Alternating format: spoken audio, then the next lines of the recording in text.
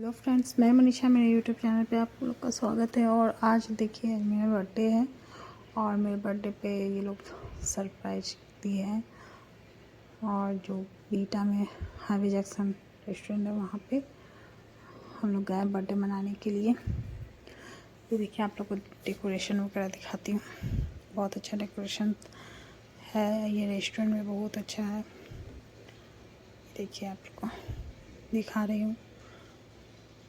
Birthday party के लिए बहुत अच्छा ये रेस्टोरेंट है। और अब हम लोग केक कटिंग करेंगे। ये देखिए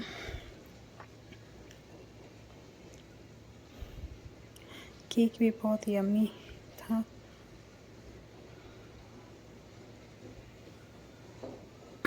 पूरा ये लोग तैयारी किए हुए थे। ये देखिए मेरा बेटा वीडियो कर रहा है।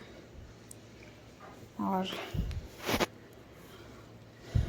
मेरे बर्थडे का वीडियो मेरे बर्थडे का वीडियो आप लोग को कैसा लगा ज़रूर से कमेंट बॉक्स में बताइएगा। और ये देखिए हम लोग खाना चिकन नान वगैरह सब था। ज़रूर से बताइए कमेंट बॉक्स में कि आप लोग को मेरा बर्थडे का वीडियो कैसा लगा। Bye bye.